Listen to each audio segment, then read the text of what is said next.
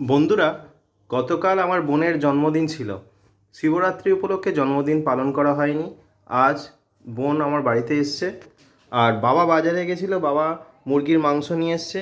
তার সাথে বাবাকে আমি আবদার করেছিলাম মুরগির পাগুলোকেও নিয়ে আসতে। এইগুলো একটু ঝাল ঝাল কষা কষা হলে কি দারুণ লাগে না বন্ধুরা। প্রথমেই মুরগিগুলোকে ভালো করে বাছাই করে নিয়েছিলাম।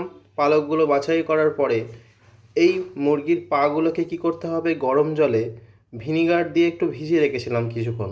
তারপর গরম জলে সেটাকে একটু হালকা ফুটিয়ে নিতে হবে। গরম জলটাকে গরম করে নেওয়ার পর এই মুরগির পায়ের যে ছাল আছে সেগুলোকে আমরা ভালো করে ছাড়িয়ে নেব। আপনাদের সামনে আমি সম্পূর্ণ পদ্ধতি উপস্থাপন করছি। অবশ্যই ভিডিওটি ফলো করুন, স্কিপ করে দেখবেন না, আপনাদের কাছে অনুরোধ রইল। বন্ধুরা, আমি জলের মধ্যে মুরগির পাগুলোকে ইতিমধ্যেই ছেড়ে দিয়েছি। খানিকক্ষণ রাখবো, এটা গরম হয়ে গেলে আমি নামিয়ে নেব এবং পরবর্তী প্রসেস আমি ধাপে ধাপে আপনাদের সামনে উপস্থাপন করছি।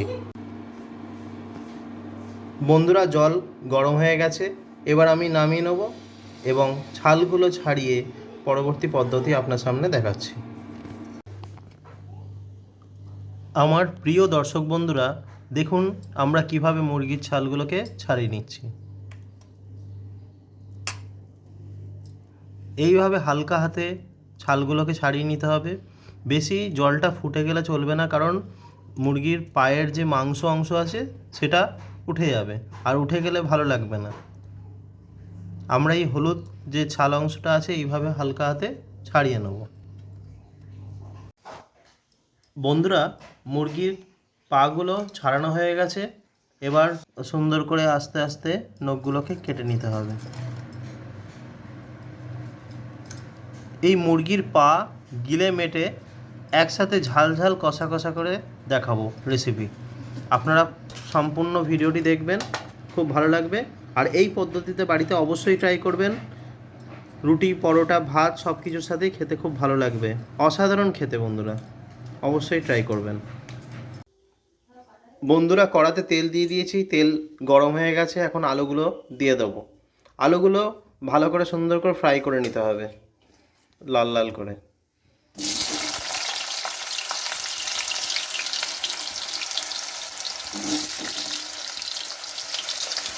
বন্ধুরা, আমার আলু ভাজা কমপ্লিট হয়ে গেছে, এবার আমি তুলে নেব।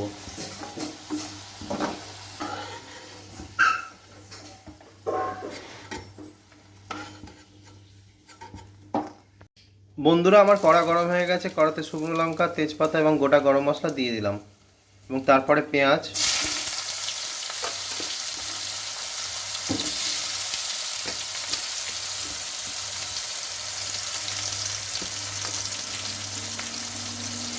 পেঁয়াজগুলো দিয়ে দেওয়ার পরে ভালো করে এটা হালকা হাতে নেড়ে ছেড়ে নিতে হবে।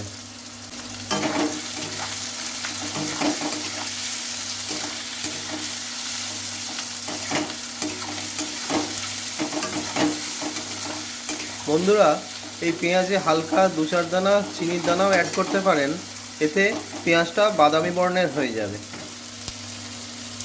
এটা একটা ট্রিক্স বন্ধুরা, আপনারা অবশ্যই ট্রাই করবেন।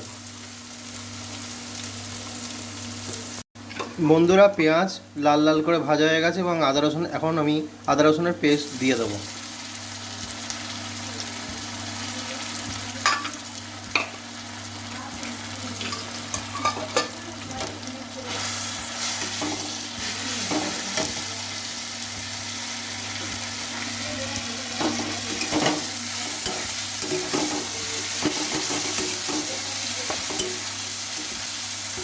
আদা রসুনের পেস্টগুলোকে লাল লাল করে ভেজে নিতে হবে পেঁয়াজের সাথে। মশলা হয়ে গেছে, এবার আমি লঙ্কার গুঁড়ো দিয়ে দেবো।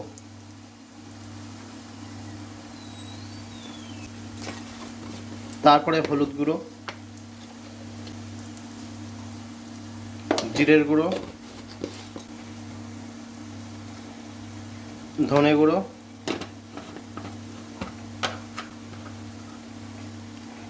স্বাদ মতো লবণ দিয়ে দিলাম। এরপর টমেটো দিয়ে দেবো।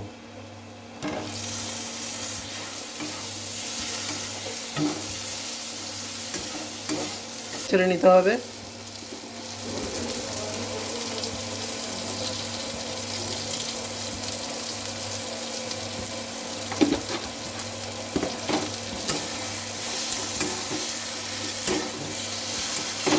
টমেটো গলে গেলে মশলা থেকে যখন তেল ছেড়ে দেবে, এরপর আমি গিলে মেটে এবং মুরগির পাগুলো দিয়ে দেবো।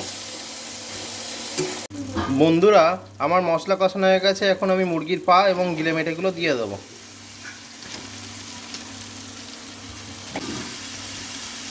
এবার ভালো করে নাড়ি ছাড়িয়ে নিতে হবে যাতে মশলা সমগ্র অংশে পৌঁছে যায় ঠিকমতো।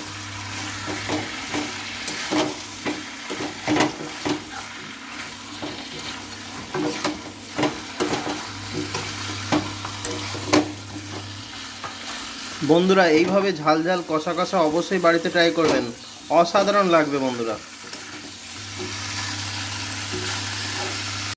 বন্ধুরা, পরিমাণ মতো জল দিয়ে দেবো, এটা কষা কষা করবো তো হালকা জল দেবো।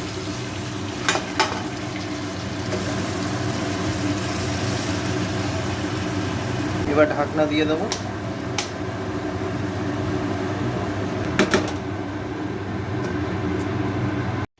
আমার প্রিয় দর্শক বন্ধুরা, ফাইনালি আমার মুরগির পা গিলে মেটে কষা রেডি হয়ে গেছে। এবার আমি গরম মশলা দিয়ে নামিয়ে নেব।